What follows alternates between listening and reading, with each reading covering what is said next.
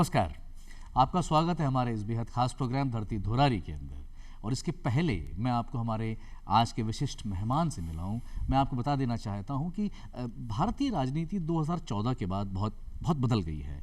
अब डायनामिज्म को, कार्य को प्राथमिकता दी जाने लगी है और अब ऐसे लोगों को बुलाया जा रहा है, ऐसे लोगों की जो डिमांड है कि जो बहुत डायनामिक हों, जो बहुत ज़्यादा अपने प्रदेश को लेकर के, अपने राज्य को लेकर के, अपने मतदाता क्षेत्र को लेकर के बहुत जागरूक हों, उनके दिल में कुछ करने की चाह हो। इसी क्रम में हम देखते हैं आज हमारे साथ हमारे जो विशिष्ट मेहमान हैं वो और कोई नहीं, हमारे सर्वप्रसिद्ध राहुल कसवा जी हैं। राहुल जी, आपका इस प्रोग्राम में बहुत बहुत नमस्कार। मैं आपका परिचय थोड़ा सा और दे देता हूं। राहुल जी चूरू जिले से हमारे सांसद हैं, राजस्थान के चूरू जिले सांसद हैं और आपने बहुत ज़्यादा वृहद कार्य किया है।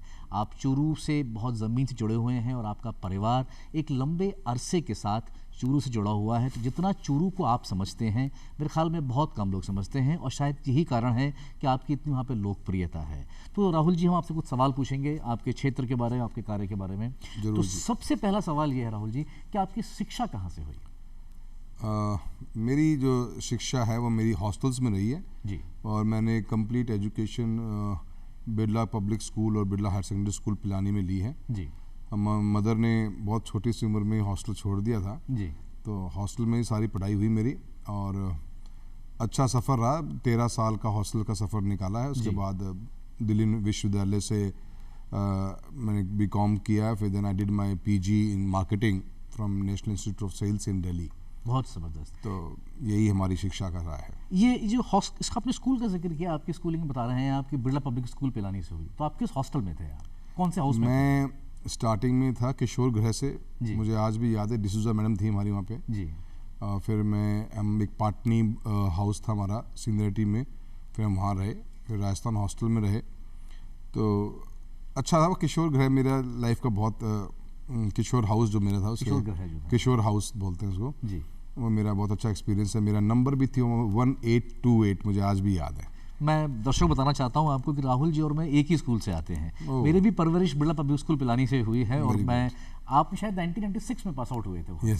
तो मैं 1991 में पास आउट हुआ, तो मैं कनाडा हाउस में था वहाँ पे। तो इसीलिए आपसे मैं बातचीत कर रहा था, तो मैं कह रहा था कि मैं आपके बारे में कुछ मालूम बात करके लेकर के आया हूँ। राहुल जी, एक बात बताइए, और मैं बताना चाहता हूँ हमारे दर्शकों को आपके जरिए कि आप राजस्थान के सबसे युवा सांसद चुने गए थे आप। और आज हम देखते हैं तो संसद के अंदर, संसद भवन के अंदर एक मिक्स मैच है एक एज को लेकर के। आप इतने युवा हैं और आपका डायनामिज्म बहुत अलग होता है, तो जो बुजुर्ग सांसद होते हैं संसद भवन के अंदर, वो आप लोगों को किस नज़र से देखते हैं और वो क्या आपके विचारों को, आपकी भावनाओं को तरजीह देते हैं वहाँ पे? बिल्कुल जरूर जी, बड़ा पॉजिटिव एनवायरनमेंट है। हम 545 MPs देश के अलग अलग कोनों से चुन के आते हैं। Everybody has their own unique personality, सबकी अपनी है और काफ़ी यंग MPs हैं, ऐसा नहीं कि हम कोई एक आदि हैं। मैं ये मानता हूँ कि जब पिछली बार जब मैं संसद में था तो 26 से लेकर 40 की एज तक अगर हम उसके ब्रैकेट को पकड़ लें तो काफ़ी यंग MPs थे और नंबर माइट भी 60 के आसपास होगा। और जो हमारे एल्डर्स हैं, जो सांसद हैं, जिनका एक्सपीरियंस काफ़ी है, उनसे बहुत कुछ सीखने को मिलता है। उनका बहुत कॉपरेशन मिलता है and everybody is so supportive.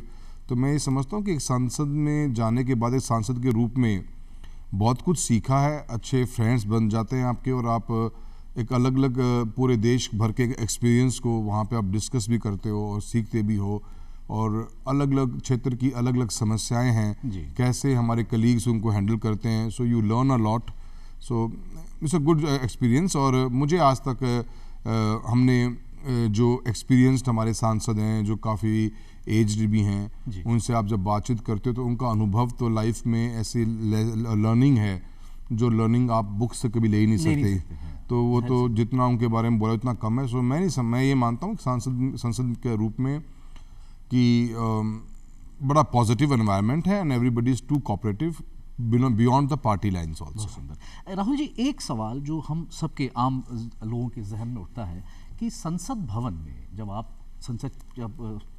उसमें इन्फोर्स होती है तो आप सवाल किस प्रकार पूछते हैं? क्या कोई एक प्रक्रिया है सवाल पूछने की कि भाई जैसे आप चूरू ज़िले से आते हैं तो चूरू के सवाल कब पूछे जाएंगे और ये कौन तय करता है, ये किस तरह से होता है?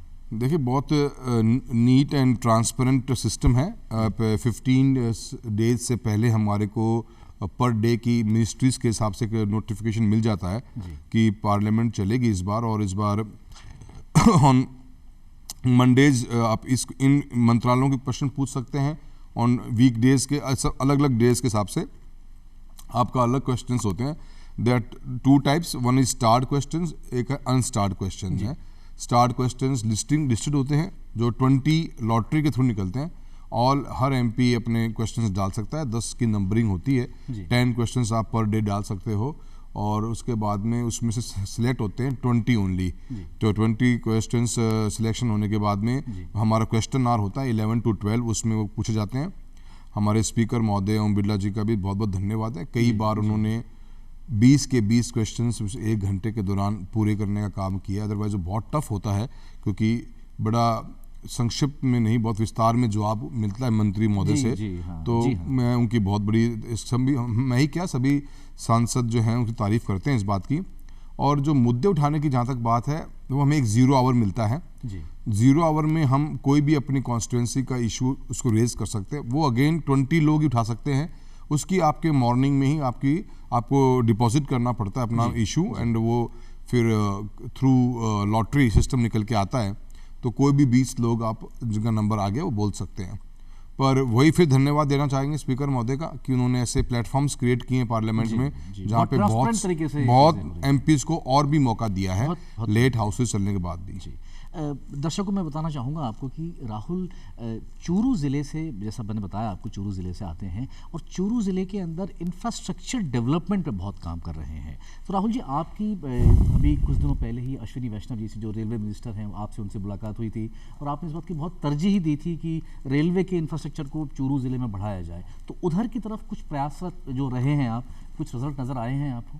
देखिए, मैं एक मेंबर ऑफ पार्लियामेंट बनने के बाद मेरी एक टॉप मोस्ट प्रायोरिटी ये रही है कि चूरू एक ऐसा क्षेत्र है पूरे राजस्थान के अंदर जिसकी इकोनॉमी की एक्टिविटी में जो राजस्थान का एसेंस मानते हैं हम, माइनिंग्स को मानते हैं, मिनरल्स को मानते हैं, हम टूरिज्म को बहुत बड़ा मानते हैं, और हम जेम्स एंड ज्वेलरीज का भी बहुत बड़ा रोल मानते हैं इन राजस्थान की इकोनॉमी के अंदर। ट्रेडिशनल वे की बात कर रहा हूँ मैं। तो उस केस के अंदर चूरू में न हमारे पास माइंस एंड मिनरल्स हैं, हमारे पास सिर्फ एक पहाड़ी है छोटी सी जो एग्रीगेट्स के रूप में यूज़ करते हैं। देन हमारे पास में टूरिज्म का कोई स्पॉट नहीं है दिखाने के लिए, जो आप इनको नेशनली इंटरनेशनली अक्लेम्ड हो कोई। तो मेरा फोकस एज अ सांसद ये था कि अगर अपन इंफ्रास्ट्रक्चर पे इन्वेस्टमेंट करेंगे या पॉलिसीज को लेके आएंगे, स्कीम्स को इम्प्लीमेंट करवाएंगे, तो स्टेट के हमारी जो हमारी पोजिशनिंग है as a Churu, we are some 250 kilometres away from Delhi and 250 kilometres away from Jaipur. तो हम एक ट्रायंगल में बैठे हैं, तो हम इन मेट्रोपॉलिटन सिटीज़ का बेनिफिट ले सकते हैं और इन्वेस्टमेंट्स आएंगी, लोग इन्वेस्टमेंट करेंगे तो जॉब अपॉर्चुनिटी क्रिएट हो जाएंगी। इसलिए इन्वेस्टमेंट ऑन इंफ्रास्ट्रक्चर मेरी टॉप मोस्ट प्रायोरिटी रही। इसी के तहत रेलवे को हमने बहुत स्ट्रक्चर्ड वे में इसके अंदर हमने काम किया और बहुत बहुत सपोर्ट मंत्री महोदय अश्विनी जी का मिला है मेरे को, उनसे पहले पीयूष गोयल जी का भी मिला है।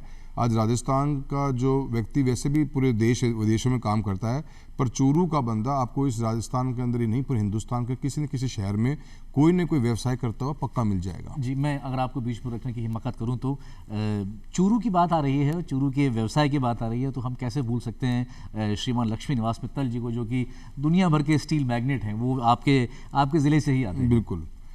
तो उसी के तहत जी हमने चूरू में इन्वेस्टमेंट शुरू करवाई। हमने इलेक्ट्रिफिकेशन का जब प्रोसेस चला, पीएम साहब का एक विजन था कि हम 100% इलेक्ट्रीफाइड कर देंगे ट्रैक्स को, तो उसमें हमने टॉप मोस्ट प्रायोरिटी पे उस अपॉर्चुनिटी को एक्सप्लोर किया और चूरू में 703 किलोमीटर का ट्रैक सिस्टम हमारे पास में है। उसका 1 स्लॉट में हमने एक टेंडर निकलाया था 703 करोड़ रुपए का ही इलेक्ट्रिफिकेशन का। आज हमारा पूरा ट्रैक चूरू डिस्ट्रिक्ट का इलेक्ट्रीफाइड हो चुका है, पूरी लोकसभा क्षेत्र का जो नौर और भादरा आती हैं। हमने बाईपासेस बनवाए रेलवे के, कुछ जगह पे इंजन्स को शिफ्टिंग में बहुत टाइम वेस्ट होता था, तो सादुलपुर में एक हमने वो किया है, अपना बाईपास बनवाया है। हनुमानगढ़ और रेवाड़ी ट्रैक के बीच में एक नया लूप दिया है हमने। साथ ही साथ में ट्रैफिक की वॉल्यूम बहुत ज़्यादा है, जिसमें बताया कि हमारा जो हम ट्रंक रूट पे बैठे हुए हैं, तो हमने डबलिंग का काम शुरू करवाया है अभी। फ्रॉम रतनगढ़ टू चूरू का डबलिंग हमारी हो रही है, 450 करोड़ की लागत से वो हमारा काम चल रहा है। पूरे भारत में देश के प्रधानमंत्री मोदी द्वारा जो एक नई स्कीम निकाली गई, अमृत स्टेशन स्कीम, उसके अंदर मेरी लोकसभा क्षेत्र के 5 स्टेशंस आए हैं जो अपने आप में 150 करोड़ की लागत से लगभग बहुत वर्ल्ड क्लास स्टेशंस बनने वाले हैं। इसके साथ साथ में जो बेसिक इंफ्रास्ट्रक्चर है स्टेशंस का, प्लेटफॉर्म की हाइट है, फुट ओवर ब्रिजेस हैं, वो काफ़ी हमने एन नंबर्स ऑफ वो काम करवाए हैं। और सबसे ज़्यादा बड़ी बात है कनेक्टिविटी। पिछले इन 10 सालों में मेरे हमारे जब से मैं संसद में गया हूँ, एक सांसद के रूप में हमने 29 नई ट्रेन चलवाई हैं। और जो आज आप चूरू के अंदर कोई भी व्यक्ति, चूरू का व्यक्ति हिंदुस्तान के किसी भी बड़े शहर में जाना चाहता हो तो उसको ट्रेन चूरू स्टेशन से तैयार मिलेगी। हाँ, वो दिल्ली जा सकता है, जयपुर आ सकता है, Delhi, Jaipur, Mumbai, Bangalore, Hyderabad, you name it, Chennai, हर जगह की हमने व्यवस्था कर ली है। तो 29 नई ट्रेनें चलाने से भी बहुत अच्छा कनेक्टिविटी का एनवायरनमेंट बना है। तो इन टोटलिटी में हम सेटिस्फाइड हैं बहुत, और अच्छा काम रेलवे सेक्टर में हमने किया है।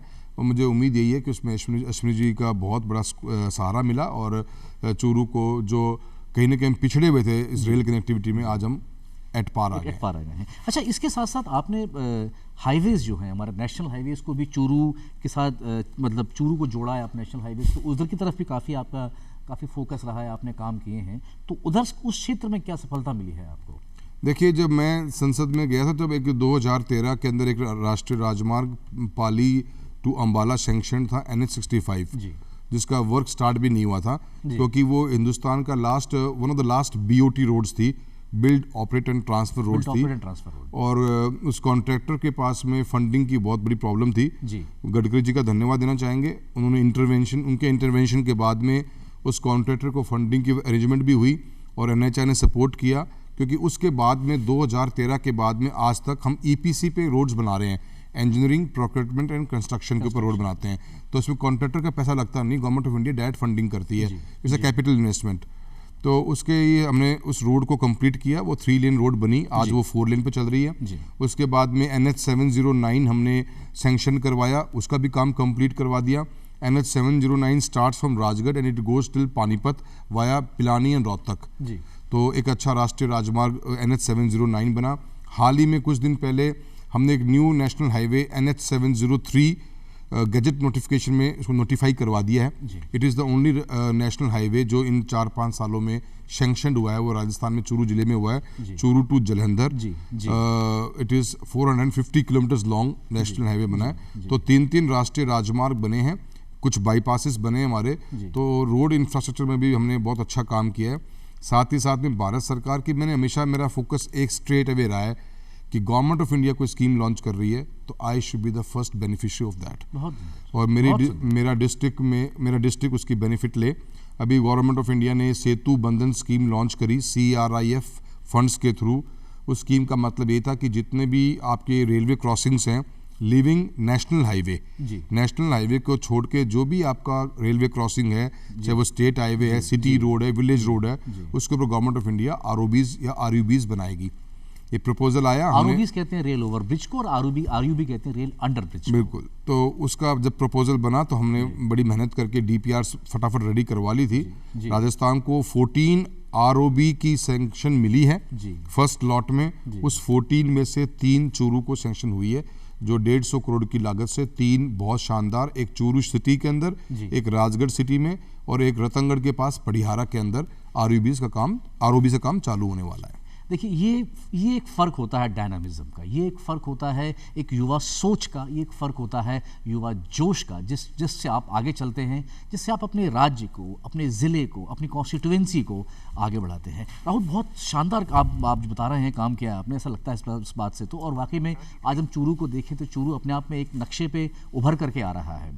चूरू की वैसे अपनी बात करें, मैंने आपसे लक्ष्मी निवास मित्तल साहब के बारे में बात करी थी। चूरू के बाद हम लोग बात करें तो चूरू से बहुत बड़े बड़े हस्ती भी निकले हैं, जैसे कि आपका परिवार भी उस वहाँ पे एक बड़ा सम्माननीय परिवार रहा है। लेफ्टिनेंट जनरल सगत सिंह का नाम आता है, वो चूरू से ही थे, वो भी बड़े सम्माननीय व्यक्ति रहे हैं, और 67 के वॉर में, तमाम वॉर्स में उनकी बहुत बड़ी अहम भूमिका रही है। बट राहुल, एक मेरा सवाल जो है कि मैं जो विशेष राजस्थान से जुड़ा हुआ है वो ये है कि राजस्थान के अंदर बरसातें कम होती हैं, और तकरीबन चूरू की बात करूं तो शायद 350 mm के आसपास की बरसात पूरे साल भर में चूरू में गिरती है। और बट एक स्टडी ये भी कहती है कि चूरू में जो तकरीबन 950 जो गांव हैं पूरे डिस्ट्रिक्ट के अंदर, उसमें से 27% गांवों के नामों के पीछे सर लगा हुआ है। ये बड़ी दिलचस्प बात है, दर्शकों को बताना चाहता हूँ आपको मैं। देखिए पहले गाँव के पीछे जो सर लगता था, इसका मतलब ये होता था कि वहाँ कोई तालाब है, कोई बावड़ी है, छोटा मोटा टाँका है या कुआं है, पानी की व्यवस्था है। आज के दौर में जब वो व्यवस्थाएं धीरे धीरे विलोपित हो गई हैं, आज के दौर में जब हम लोगों ने 2014 के बाद से जो जल जीवन मिशन पे काम किया है, उसमें चूरू का क्या उसमें बदलाव आया है, मैं ये पूछना चाहता हूँ आपसे। देखिए बहुत अच्छा आपका प्रश्न है और ये सच्चाई भी है। और सच्चाई यही है कि 85% ऑफ द लैंड जो चूरू लोकसभा क्षेत्र की है जी, उसके नीचे का जो पानी हमारे ज़मीन का पानी, वो खारा पानी, सलाइन वाटर है। सलाइन वाटर है, फ्लोराइड है उसके। फ्लोराइड कुछ पार्ट्स में है, फ्लोराइड इतना बड़ा हमारा खाली सुजानगढ़ और बीदा सर के पॉकेट में फ्लोराइड की मात्रा ज़्यादा है, कुछ रतनगढ़ में भी है। पर बियॉन्ड दैट पानी इतना खारा है कि हमारे को वो यूजेबल और ड्रिंकेबल वाटर नहीं है। तो इसलिए हमारा फोकस ये रहा। तो हम बहुत बड़े प्रोजेक्ट लेके आए। एक तो 1990s के अंदर हमारा एक आपनी योजना का प्रोजेक्ट निकल के आया था, तो जर्मन गवर्नमेंट के द्वारा और एनएल मित्तल फाउंडेशन के द्वारा वो पूरा किया गया था जी। पर वो फोकस था सिर्फ तारानगर के अंदर। चूरू के कुछ गांव थे, सदारसर के 60 गांव थे और राजगढ़ तहसील के करीब 27 गांव थे। ये उन गांवों तक की वो लिमिटेड प्रोग्राम था। उसके बियॉन्ड हम जहाँ पर भी लोकल सोर्स ऑफ वाटर की अवेलेबिलिटी थी उसी को पब्लिक यूज़ किया करती थी। और जो ये बावड़ीज, कुंड, तालाबों का जो हमारा कल्चर रहा है राजगढ़ का, राजस्थान का या हमारे चूरू जिले का, उसी पर लोग डिपेंडेंट ज़्यादा थे। और वाटर कंजर्वेशन का बेहतरीन एग्जाम्पल्स हमारे गाँव में ऐतिहासिक रहे हैं, जो लोगों ने कम पानी में भी जीवनचर्या बिताई है। जी हाँ। पर वक्त बदलता है, रिक्वायरमेंट्स बदलती हैं, आबादी बढ़ी है, पॉपुलेशन ग्रो कर गई। तो उसके तहत हमने हम सबसे बड़ा प्रोजेक्ट लेके आए।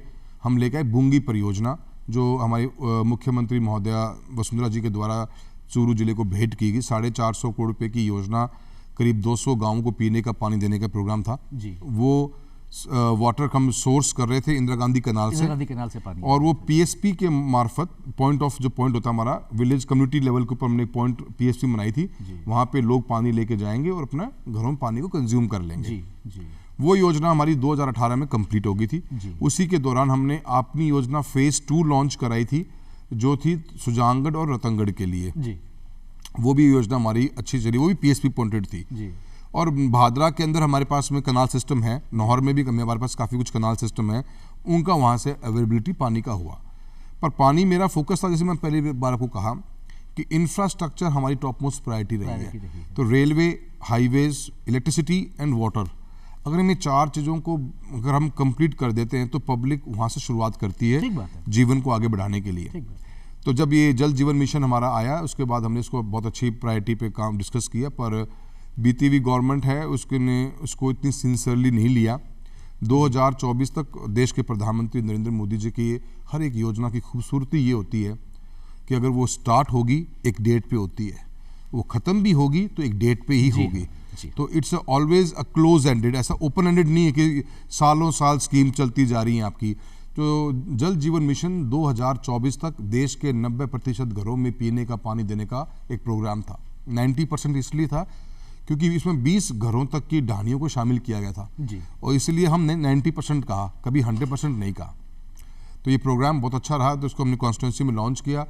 मेरे कॉन्स्टिट्यूंसी में राजगढ़ में, नौहर में, भादरा में और सुजानगढ़, रतनगढ़ में ये प्रोग्राम आज चालू है। चूरू के भी कुछ गांव में हो चुका है। पर वो जो आपनी योजना फर्स्ट फेज के गांव थे उनका टेंडर प्रॉब्लमैटिक हो रहा है हमारे लिए। 2 बार टेंडर लग चुका है, 850 करोड़ रुपए की लागत का टेंडर है वो। अब वो दोबारा लग जाए तो मैं ये मानता हूँ कि चूरू लोकसभा क्षेत्र के हर घर में पीने का पानी 55 लीटर प्रतिदिन के हिसाब से पहुँचेगा, जो स्कीम का एसेंस है। और इसको हम बहुत क्लोजली मॉनिटर कर रहे हैं।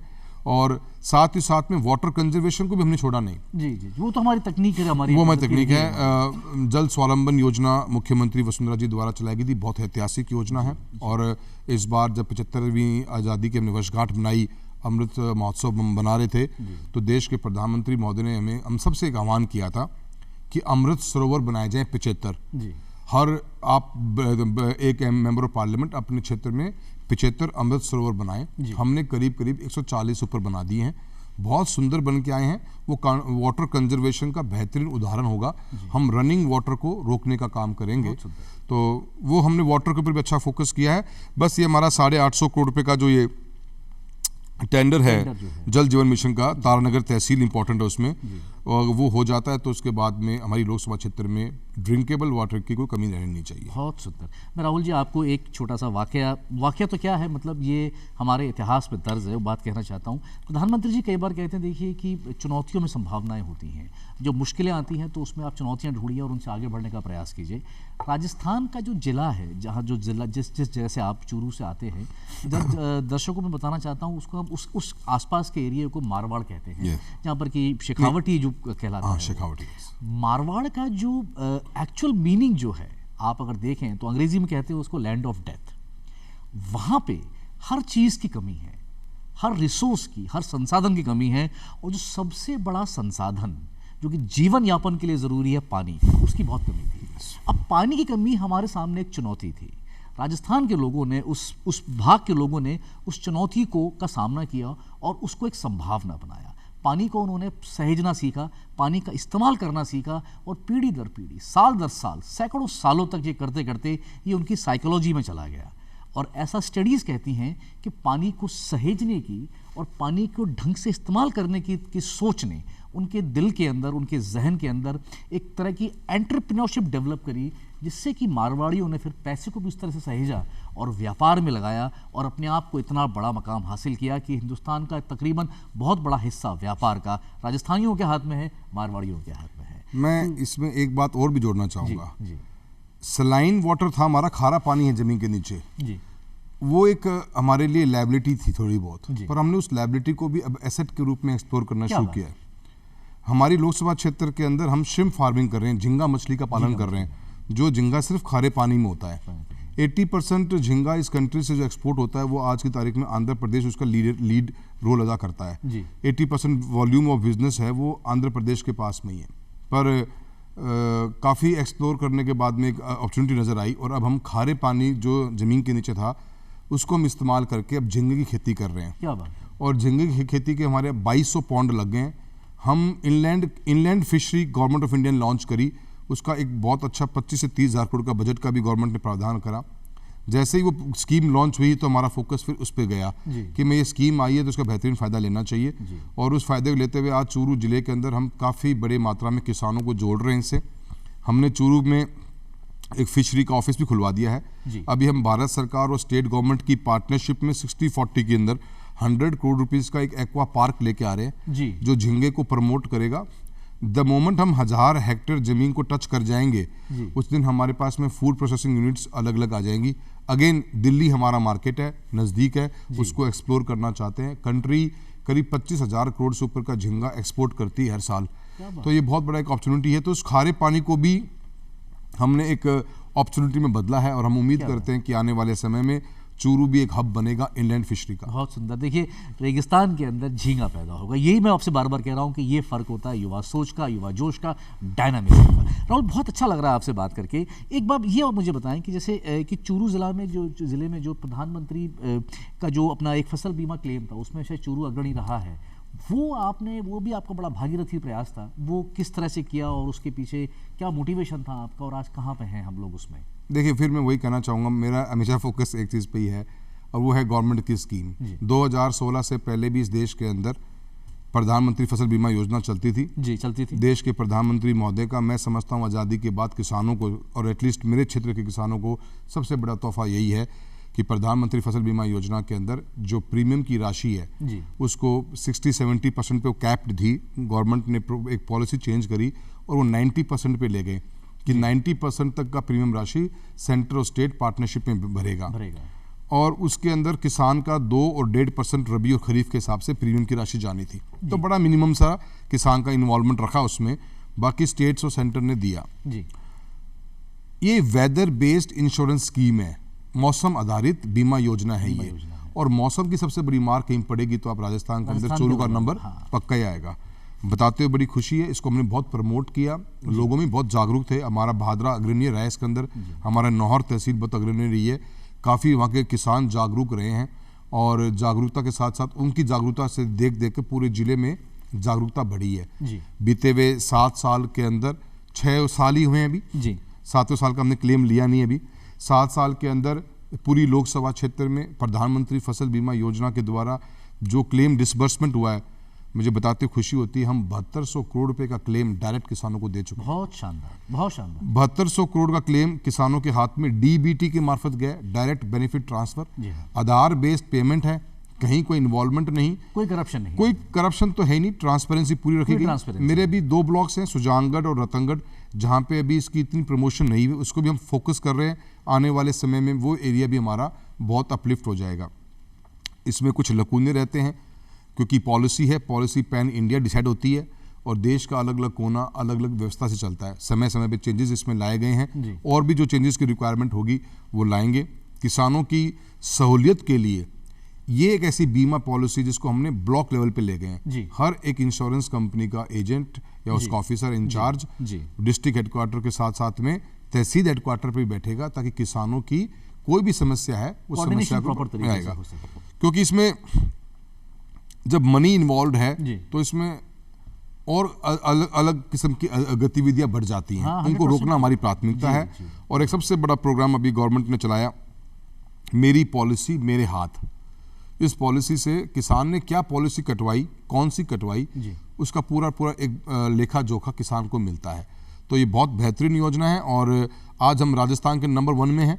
इंडिया में हम नंबर 3 हमारा आता है। बहुत अच्छा क्लेम हम डिस्बर्स करवा रहे हैं और किसानों को इसका बहुत बड़ा फायदा मिला है। ऊपर राम नाराज हो सकते हैं पर नीचे राज ने नाराज किसान को होने नहीं दिया है। आप बार बार मेरी बात को साबित कर रहे हैं कि युवा जोश, युवा सोच, नई सोच। बहुत अच्छा लग रहा है राहुल। एक बात और मैं आपसे जानना चाहूँगा कि मैं जैसे अभी जब मैं आ रहा था आपसे बात करने के लिए तो मैं प्रधानमंत्री जी का जो बच्चों से संवाद था, परीक्षा पे चर्चा, वो सुनता हुआ आ रहा था। तो उसमें प्रधानमंत्री जी बच्चों को ये कह रहे थे कि देखिए कोई भी काम छोटा नहीं होता, आपके अंदर काम करने का दम होना चाहिए, आपके अंदर काम करने का जज्बा होना चाहिए। उन्होंने एक बहुत छोटा सा उदाहरण दिया अपने कार्यकाल का कि सफाई को लेकर के जिस तरह से उन्होंने पैशन दिखाया, आज वो एक अपने आप में एक नेशनल एजेंडा बन चुका है। वो कह रहे थे भाई सफाई के बारे में कौन सा प्रधानमंत्री बात करता है, आप लोग सोचते होंगे, पर वो दिल से इसके पीछे जुड़े, वो तन मन धन से इसके पीछे जुड़े और आज वो नेशनल एजेंडा है। तो उसी प्रकार राहुल, ये जो अब इस मैं बात करूँ आपसे, आपका जो इतना फोकस है इंडस्ट्रीज़ को लेकर के चूरू के अंदर, सोलर के क्षेत्र में आप कुछ संभावनाएं देखते हैं क्या? देखिए अभी जो पीएम साहब ने भी नई स्कीम लॉन्च करी है जी, क्योंकि हिंदुस्तान में सबसे ज़्यादा द मोस्ट सनी डेज हैं तो राजस्थान के पास। पर क्या है कि हमारा जो वेस्टर्न पार्ट ऑफ राजस्थान है, बीकानेर है, जैसलमेर है या बाड़मेर है, वो सोलर के अंदर ज़्यादा एक्सप्लोर हुआ क्योंकि वहाँ पे फर्टाइल लैंड कम थी और लैंड बहुत बड़ी मात्रा में उपलब्ध थी, तो वहाँ पे ज़्यादा हुआ। सोलर पार्क्स और प्लांट्स मैक्सिमम वहाँ लगे। पर रूफटॉप जो सोलर प्लांट्स की जो हमने प्लांट्स की बात पीएम साहब ने 22 तारीख को कही है जी हाँ। और एक नई स्कीम लॉन्च करी है। मैं समझता हूँ उसका बेहतरीन फ़ायदा चूरू को मिलेगा और मैं बिल्कुल कॉन्फिडेंट हूँ और कंप्लीट हम तैयार हैं। जैसे स्कीम की गाइडलाइंस सब कुछ क्लियर हो जाएगा, हम चूरू को इसमें फोकस करवाएंगे क्योंकि आज इलेक्ट्रिसिटी स्टेट गवर्नमेंट की जो डिस्कॉम्स हैं हमारे बहुत बड़े मैस में हैं। हम बिजली को 2 ढांचों में देखते हैं। एक 33 kVA से नीचे का जो जीएसएस सिस्टम हमारी कंट्री का है, जो गाँव के और किसान को और घर तक रोशनी पहुँचाने का काम करता है, वो जीएसएस जो है वो 33 kV से नीचे का वो डिस्कॉम संभालती हैं। उसके ऊपर गवर्नमेंट ऑफ इंडिया ने RDSS स्कीम लॉन्च करी, रिवाइज डिस्ट्रीब्यूशन सेक्टर स्कीम, जिसका मकसद यही था कि उस सिस्टम को आप इम्प्रूवमेंट करें। कनेक्शंस देने का प्रावधान तो स्टेट गवर्नमेंट्स कर लेती हैं, पर सिस्टम मजबूत नहीं होगा, वो रीढ़ की हड्डी होता है आपका, तो आप आगे डिस्ट्रीब्यूट नहीं कर पाओगे बिजली को। रोज कटिंग होगी, ट्रिपिंग होगी, लोड्स का इम्पैक्ट पड़ेगा, आपके बहुत बड़े मोटर्स जल जाती हैं किसानों की। तो वो हमारा फोकस था। हमने इसी गवर्नमेंट की स्कीम के तहत पूरे चूरू जिले के अंदर 247 प्लस हमारे 60 करीब 325 करोड़ रुपये लोकसभा क्षेत्र में हमने इस योजना के इन्वेस्ट करे हैं। तो हम नए जीएसएस बना रहे हैं, फीडर को हम सेपरेट कर रहे हैं, हम उसको बाइफरकेट भी कर रहे हैं और हम सेग्रीगेशन किस रूप में कर रहे हैं, एग्रीकल्चर की लाइन अलग जाएगी और घर की लाइन अलग जाएगी। ये काम हम अलग कर रहे हैं। और इसके साथ में जब सोलर मिल जाएगा आपको और रिन्यूएबल एनर्जी मिल जाएगा, क्योंकि गवर्नमेंट ऑफ इंडिया का हमारा एक कमिटमेंट देश के प्रधानमंत्री का भी है, बाय 2070 नेट ज़ीरो करना है हमको। तो नेट ज़ीरो हमारी प्रायोरिटी है। तो उस ड्रीम को हम चूरू जिले के लोग और एक सांसद के रूप में हम कोशिश करेंगे कि हम कितना बड़ा इसमें योगदान दे सकते हैं, तो वो कितना खूबसूरत बन सकता है। क्योंकि बड़े बड़े घर हैं हमारे गांव में, लोगों के अच्छे लैंड एरिया अच्छा है और रूफ टॉप है, तो अपनी डेली की रिक्वायरमेंट्स को आप पूरा कर सकते हैं। तो काफ़ी मैं समझता हूँ बेहतरीन रहेगा ये जी। राहुल ने अभी नेट ज़ीरो का जिक्र किया था। नेट ज़ीरो का मतलब है कि नेट कार्बन एमिशन ज़ीरो, और मुझे बहुत, राहुल, मैं इस बात से बड़ा रोमांचित हो रहा हूँ कि मैं आपसे जिन मुद्दों पे बात कर रहा हूँ आप बहुत डिटेल में लेके जा रहे हैं, आपको डिटेल फिगर मालूम है, आपको ये मालूम है कि रोड मैप इसका ये होगा, जो कि एक कॉन्फिडेंस देता है। मेरे को लगता है कि जो चूरू के लोग इसको सुन रहे होंगे, चूरू के हमारे दर्शक, उनको कॉन्फिडेंस होगा कि उनका जो ज़िला है, उनकी जो वहाँ के जो सांसद आए हैं बड़े ही कॉन्फिडेंट हैं, उनके पास एक रोड मैप है, उनके पास प्लान है, he is aware of things कि कैसे होना है और अभी क्या स्टेटस में है। बहुत कमाल की बात है। राहुल, एक मेरा प्रश्न ये है कि किसी भी जगह के विकास के लिए एक तरफ सांसद होते हैं और एक तरफ विधायक होते हैं, ये आपस में सामंजस्य बिठाते हैं, और अब तो राजस्थान के अंदर भी और सेंटर के अंदर भी एक ही, जैसे हम कहते हैं कि डबल इंजन की सरकार है, तो अब इस तरह से आप कैसे देखते हैं कि चूरू कहाँ जाएगा या फिर राजस्थान कहाँ जाएगा? देखिए, भारत सरकार एक पूरे देश का एक विजन रखती है हर फील्ड को लेकर, और देश के पीएम साहब ने फ्रंट से लीड किया है, इस चीज़ में आपने महसूस भी किया होगा। पर we are not the executing body, executing body state है। हर योजना को हम जल जीवन मिशन लेके आए, पैसा दे दिया को उसको लागू पर उसको एग्जीक्यूट स्टेट गवर्नमेंट को करना पड़ता है। ये एक सबसे बड़ा चैलेंज होता है हमारे आगे। और विधायक जब आपके पार्टी के होते हैं और आपके, मेरा तो सबके साथ में अच्छा एक कॉर्डियल रिलेशनशिप में रखता हूँ कि ये मुद्दा यहाँ पेंडिंग पड़ा हुआ है, ये मुद्दा यहाँ पेंडिंग है, इसको आप ऐसे प्रमोट करिए। अभी हाल ही में जब से सरकार बनी है तो मैं बिजली के एक मुद्दे को लेकर मंत्री महोदय से मिला और मैं बड़ा खुश हुआ कि मंत्री महोदय ने बड़ा सिंसियरली, नागर साहब जो हमारे बिजली के मंत्री हैं, उन्होंने अपने घर पे सभी अधिकारियों को सुबह 9 o'clock बुलाया और हमने कोई 2-2.5 घंटा डिस्कस किया कि मैंने पूरी स्टडी कर रखी थी मेरी कॉन्स्टिट्यूंसी की कि 33 kVA से ऊपर के जितने GSS हैं, 132 है, 220 है, 400 है, उसमें मुझे कितने ट्रांसफार्मर चाहिए, कितने मुझे बे लाइन्स चाहिए, क्या मेरे को इन्वेस्टमेंट मेरी होगी। सो आई वॉज प्लान, बिकॉज मैं चाहता हूँ कि आने वाले 10 साल तक अनइंटरप्टेड पावर सप्लाई चूरू में बैकबोन स्ट्रांग होगी तो हम अपने आप को मजबूत कर सकते हैं। तो कोऑर्डिनेशन बहुत जरूरी है। बीमा को लेके कई समस्या आती हैं, पिछली बार हमारी सरकार नहीं थी और एमएलएज हमारे कम थे तो हमें बहुत प्रॉब्लम आई बीमा को लेकर, क्योंकि हम कम्युनिकेट नहीं कर पाते हैं स्टेट सेंटर का। स्टेट सेंटर की डबल इंजन की सरकार है तो मैं समझता हूं कि राजस्थान की जनता को उसका बहुत लाभ मिलेगा। एक मजबूती सरकार जब होती है तो आपका विजन और आपकी स्पीड अलग हो जाती है बिल्कुल ही।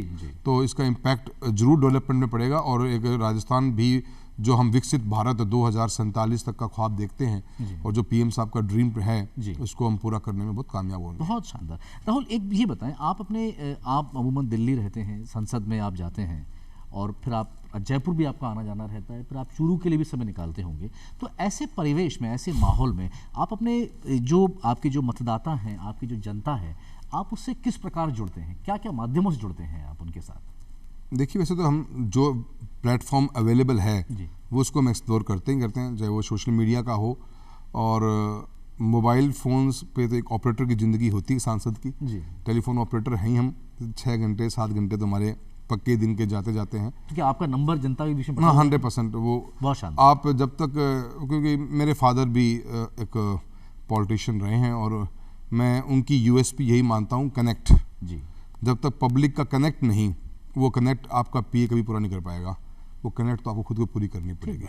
जब तक आपका जुड़ाव नहीं होगा जनता को संतुष्टि नहीं मिलती। तो हम कोशिश करते हैं कि वो एक माध्यम बना रहे। फिर जितना ज़्यादा पब्लिक के बीच में, क्योंकि मैं ऑन द गो ही रहता हूँ, तो कभी किस कॉन्स्टिट्यूंसी में, हालांकि मेरे क्षेत्र में 350 किलोमीटर लंबा मेरा क्षेत्र है और करीब 1700 से ऊपर गांव हैं, तो छोटी ढानियाँ मिला मिलू के, तो ऐसे केस में है तो बहुत टफ, पर हर जगह अवेलेबिलिटी रखते हैं। और बाकी काफ़ी कुछ मेरे फैमिली, फादर मदर भी बहुत सपोर्टिव हैं, तो बहुत कुछ उनकी हेल्प मिल जाती है। प्रधानमंत्री जी की जो जन जन की योजनाएं हैं, जैसे आपने कई बार अपने अभी जिक्र किया था कि आपकी कोशिश ये रहती है कि सेंटर की स्कीम्स को लेकर वहाँ तक पहुँचाया जाए, तो इस केस में जाहिर सी बात है आपको कुछ ना कुछ बॉटलनेक्स नज़र आते होंगे। There must be some execution hurdles also जो आप फेस करते होंगे। तो आप दिल्ली बैठे हैं, सांसद हैं, बहुत ज़्यादा आपके हाथ में कुछ चीज़ें होती हैं, कुछ चीज़ें कभी कभी नहीं होती हैं, because state has to deliver. तो वो जो बॉटलनेक्स हैं वो कैसे क्लियर करते हैं आप? देखिए, मैं चूरू तक ही फोकस्ड रहूँगा। मेरी कॉन्स्टिट्यूएंसी में देखो, भारत सरकार ने, और फिर मैं प्रधानमंत्री महोदय का एक बात करूँगा, उन्होंने एक बहुत अच्छी एक प्लेटफॉर्म दिया है एमपीज़ को, दिशा का। दिशा की मीटिंग्स होती है हमारी हर 3 months में एक बार। वो एक कोऑर्डिनेशन कमेटी है between the state and the centre, जो मेंबर ऑफ पार्लियामेंट उसको चेयरमैन होते हैं उस कमेटी के। वो हर उस पॉलिसी को जहाँ एग्जीक्यूशन में प्रॉब्लम आ रही है उस प्रॉब्लम को दूर करने का काम कर सकती है। तो मैं उन कमिटीज़ के बारे में बहुत पैशनेट हूँ, मैं उस पर बहुत सिंसियरली वर्क करता हूँ। मेरी एक एक मीटिंग 6 से 8 घंटे लास्ट करती है, तो मैं बहुत उसको सीरियसली लेता हूँ। एक एक पॉइंट पे हम चलते हैं कि ये स्कीम निकाली है, ये लेके आना है, ये स्कीम है, यहाँ पे क्या प्रॉब्लम है। अभी जैसे हमारे जो मंत्री महोदय ने स्कीम निकाली कि हर गांव में टावर होना चाहिए जी, उस पर काफ़ी आपने काम किया है। तो मेरे अभी 78 विलेजेस आइडेंटिफाई किए हमने जहाँ टावर्स नहीं थे किसी भी कंपनी के। आप टावर कह रहे हैं, मोबाइल टावर्स की बात करें तो हमने उनको एक साथ हम उसको लाने काम किया हर जगह। तो मुझे कोई इशू आती है जैसे अभी हमारे हमारा छापर में एक फॉरेस्ट डिपार्टमेंट में से एक रोड निकलनी है, तो उसका इशू पड़ा हुआ है, पेंडिंग था, वो स्टेट गवर्नमेंट पे, वो सेंटर में चला गया। So I will talk to the concern secretary से हम बात करेंगे, फिर वहाँ बात करेंगे, रिजॉल्व करा के उसको रिजॉल्व करना होता है। और मैं तो ये हमेशा मेरे डिपार्टमेंट्स को भी कहता हूँ, जो डिपार्टमेंट मेरे पास नहीं आ रहा है इसका मतलब काम कम कर रहा है। अगर वो एमपी को तंग नहीं कर रहा है तो मतलब काम कम कर रहा है। तो हम तो ये मानते हैं कि हम कोऑर्डिनेशन का काम हमारा है, हमारे पास में इतना काम होना चाहिए कि मंत्री भी परेशान हो कि ये क्या क्या लेके आ गए हैं। हमारा बैग फुल रहना चाहिए कामों से, तभी हम आगे काम करा पाएंगे। और जरूर सेंटर और स्टेट के बीच में जहाँ पर भी कोई लोग, देखो जी, भारत सरकार योजनाएं बनाएंगी वो पैन इंडिया के लिए बनाएंगी, हर स्टेट की रिक्वायरमेंट अलग है, तो लोकलाइज्ड जो प्रॉब्लम्स आती हैं उनको रिजॉल्व कराने का फिर जिम्मेदारी हमारी ही बनती है और उसके ऊपर हम फोकस भी करते हैं। एक छोटा सा मैं उदाहरण दे सकता हूँ, जैसे कि अब बिजली के कनेक्शन ढानियों में होना है, तो गवर्नमेंट ऑफ इंडिया जो एक्सपेंडिचर इंक्योर करती है वो है 50,000 रुपये प्रति व्यक्ति, और मतलब कि और 5 घरों की ढानी होनी चाहिए, तो 2.5 लाख रुपए तक गवर्नमेंट ऑफ इंडिया देती है एक ढानी के लिए इलेक्ट्रीफाई करने के लिए उसको। पर राजस्थान इतना बड़ा स्टेट है कि हमारे पास लैंड मास बहुत बड़ा है, तो 50,000 में हम उस कैटेगरी में फिट नहीं बैठते, तो हमें वो लाख रुपए तक का चाहिए। तो अब ये लोकलाइज इशू हो गया, सेक्रेटरी से मिलेंगे, इसको रिजॉल्व करवाएंगे और इसको 1 लाख में लेके आएंगे, तो काफ़ी ढानियाँ जुड़ जाएंगी। बहुत शानदार। राहुल, एक देखिए 2024 आपके लिए बड़ा इंपॉर्टेंट होगा और आप बहुत लंबे अरसे से इसकी सेवा कर रहे हैं। 2-3 सवाल, बहुत समय कम रह गया मेरे पास, पर 2-3 सवाल शॉर्ट में। राजस्थान के लिए आप कैसे देखते हैं, क्योंकि अब अश्विनी वैष्णव रेलवे मिनिस्टर हैं, अपने आप ओम बिरला जी हैं, गजेंद्र सिंह शेखावत साहब हैं, अपने जो जल शक्ति मिशन जुड़े हुए हैं, आप जैसे युवा लोग हैं जो कि देश की सेवा कर रहे हैं, जो अपने ज़िले की सेवा कर रहे हैं, तो आने वाला समय एक तो ये राजस्थान के लिए कैसे देखते हैं आप?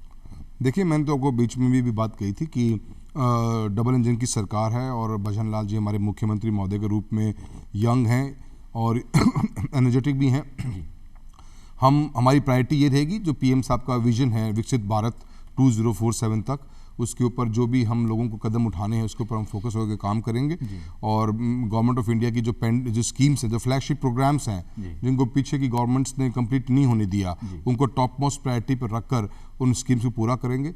इलेक्ट्रिसिटी चैलेंज है राजस्थान में फिलहाल, डिस्कॉम्स की हालत बहुत ख़राब है, तो जो गवर्नमेंट ऑफ इंडिया की RDSS स्कीम है, जो 2 लाख करोड़ रुपए का बजट की स्कीम है, उस स्कीम का बेहतरीन इस्तेमाल हो तो इलेक्ट्रिसिटी का ढांचा हमारा मजबूत होगा। क्योंकि मैंने इलेक्ट्रिसिटी पे बार बार फोकस इसलिए करता हूँ क्योंकि वो हमारा इंफ्रास्ट्रक्चर का बहुत बड़ा पिलर है, और इंडस्ट्री और इन्वेस्टमेंट्स, अगर उस पिलर को मजबूती नहीं मिलेगी तो बहुत कम आने के चांस हो जाते हैं। तो आपके इसी के साथ मुझे बताएं कि आपके बहुत सारे काम कर लिए, बहुत सारे काम रह भी जाते हैं, तो आपकी प्राथमिकता क्या है?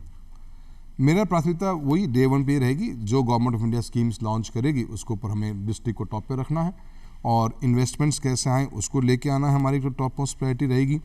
एजुकेशन सेक्टर में हम बहुत कुछ कर रहे हैं और भी कुछ करने की रिक्वायरमेंट्स हैं। अभी हमने जैसे एजुकेशन का बताता हूँ मैं आपको, हमने पता है कि यूनिक सा काम देखा। एक मीटिंग में मैं था जब मैं फर्स्ट टाइम MP बना, कि कुछ गांव में स्कूलों में लाइट ही नहीं थी, तो मैंने ऐसे ही पूछ लिया कि कितने स्कूलों में लाइट नहीं है, तो मालूम पड़ा कि चूरू जिले के 498 स्कूल्स में लाइट ही नहीं है। तो मैंने वो एक साथ मेरे MP डायरेक्टर से फंड से पैसा दिया और सभी स्कूलों को इलेक्ट्रीफाई कर दिया। फिर मुझे मालूम नहीं पड़ा कि राजस्थान का पहला डिस्ट्रिक्ट चूरू, जिसके हर गाँव के हर स्कूल में लाइट है। तो ये जो राजस्थान के चूरू जिले के हर डिस्ट्रिक्ट के हर स्कूल में आज वो स्कूल रोशन है। और सर, इंफ्रास्ट्रक्चर पे इन्वेस्टमेंट करने का नतीजा ये है कि बीते हुए पिछले 5-7 सालों में चूरू एजुकेशन के अंदर हमेशा टॉप 1, 2, 3 में रहता है, क्योंकि हमने काफ़ी अच्छी इन्वेस्टमेंट्स करी है। मेरा अगर 12th का स्कूल है तो वहाँ पे आपको एक कंप्यूटर की लैब मिलेगी। क्या बात! अगर 12th का स्कूल है तो आपको हाई स्पीड इंटरनेट मिलेगा। क्या बात है। अगर 12th का स्कूल है तो हम उसमें एक 400 मीटर का ट्रैक देके खेल मैदान बना रहे हैं। जी। अभी हमने भारत सरकार की PAB की योजना है और नाबार्ड से करीब करीब हमने 850 रूम्स अलॉटमेंट करवाए हैं। क्या बात है। हर स्कूल के अंदर हमने प्रेयर के लिए, असेंबली के लिए एक शेड का निर्माण करने के प्रोग्राम में चले हुए हैं। काफ़ी कुछ हम अचीव कर चुके हैं। बहुत शानदार। तो स्कूल एजुकेशन, क्योंकि एजुकेशन ही वो चीज़ है जो एक व्यक्ति का जिंदगी का भविष्य बदल सकती है, जिंदगी का, देश का, समाज का। सबका बदल सकती मैं राहुल, मैंने आपसे प्राथमिकताओं के बारे में पूछा था, आपकी प्राथमिकता क्या है। देखिए दर्शकों, एक बात समझिएगा, किसी भी आप व्यक्ति से पूछे उसकी प्राथमिकता क्या है तो वो बोलेगा मेरा परिवार मेरी प्राथमिकता है। पर राहुल जैसे डायनामिक जो लोग होते हैं, जो देश की सेवा करते हैं, वो परिवार को पीछे रख देते हैं, समाज को आगे लेकर के आते हैं प्राथमिकताओं में। तो राहुल, दो चीज़ें, और फैमिली भी आपकी प्रायोरिटी तो होगी, तो आप परिवार को समय कैसे निकाल पाते हैं? देखिए, मैं बहुत छोटे से शब्द आपको डिफाइन। फादर, मदर और मैं एक ही प्रोफेशन में, तो हमारा एक अंडरस्टैंडिंग पॉलिटिक्स ही डिस्कस करते हैं घर में मोस्ट 99%। और वही हमारा काम रहता है कि इनका ये करना है, इनका वो करना है। मदर बहुत एक्टिव रहती हैं and she is the backbone. मेरी वाइफ हैं जो मेरे घर को देखती हैं, मैं उनका बहुत बहुत धन्यवाद देता हूँ, क्योंकि वो मुझे कोऑपरेट इतना कर रही हैं कि उनके बिना ये जर्नी इतनी सक्सेसफुल नहीं होती। और उनका बहुत बड़ा एक रोल है बच्चों की अपब्रिंगिंग के अंदर। नहीं, शी स्टेज इन दिल्ली, तो वो दिल्ली रहती हैं। दोनों किड्स स्कूल कॉलेजेस में हैं, तो उनका बहुत बड़ा सपोर्ट है और उनके सपोर्ट के बिना ये पॉसिबल नहीं हो पाता कि हम इतना बड़ा सफ़र तय कर पाते। चलते चलते आप हमारे दर्शकों को, चूरू के दर्शकों को क्या संदेश देना चाहेंगे, बहुत मुख्तसर से? मैंने यही, मैं अगर पॉलिटिकल मैसेज की बात हो कि मेरा ये प्लेटफॉर्म मैं छोड़ना नहीं चाहूँगा। 2024 का चुनाव हमारे सामने है। विकास के साथ साथ सच्चाई, ईमानदारी के साथ पॉलिटिक्स करिए हमेशा, और चूरू लोकसभा को प्राथमिकता से आगे रखा है। विकास के नए आयाम खड़े किए हैं और मैं आप सभी लोगों का हाथ जोड़कर आशीर्वाद मांगता हूं कि आपका सहयोग और आशीर्वाद दोबारा से मिले। और एजुकेशन पे फोकस है, और एजुकेशन बहुत पोटेंशियल है हमारे बच्चों में। उन बच्चों का हम एक अच्छा एनवायरनमेंट दें, अच्छा एक पॉजिटिव सोच की पॉलिटिक्स करें। मैं थैंकफुल हूँ कि लास्ट 10 साल के अंदर एक भी ऐसी न्यूज़ की क्लिप नहीं है, एक ऐसा स्टेटमेंट नहीं जो डेवलपमेंट से हटकर एक सांसद के रूप में राहुल कसवा का कभी पेपर में छपा हो। अगर कोई न्यूज़ छपी है तो सिर्फ डेवलपमेंट की छपी है, और वही मैं आपको विश्वास दिलाता हूँ कि आने वाले समय में भी वही न्यूज़ छपेगी। राहुल, आप हमारे स्टूडियो में आए, आपका बहुत धन्यवाद। और आपके लिए 2024 के आने वाले चुनाव बहुत शुभ हो आपके लिए। हम आपकी जीत के लिए शुभकामनाएं देते हैं आपको। तो आप अभी जिनसे बात कर रहे थे, जिनसे मैं बात कर रहा, जिनको आप सुन रहे थे, वो राहुल कसवा जी, अपने चूरू ज़िले के हमारे सांसद। आप स्टूडियो में आए थे, हमने उनसे बहुत सारे मुद्दों में बात की। आपने उनका पैशन भी देखा अपने समाज के प्रति, अपने जनता के प्रति। हम उनको बहुत बहुत शुभकामनाएं देते हैं। इसके साथ साथ हमारे प्रोग्राम अब खत्म होता है। अगली बार आपसे फिर मुलाकात करेंगे, तब तक के लिए आज्ञा दीजिए। नमस्कार। नमस्कार।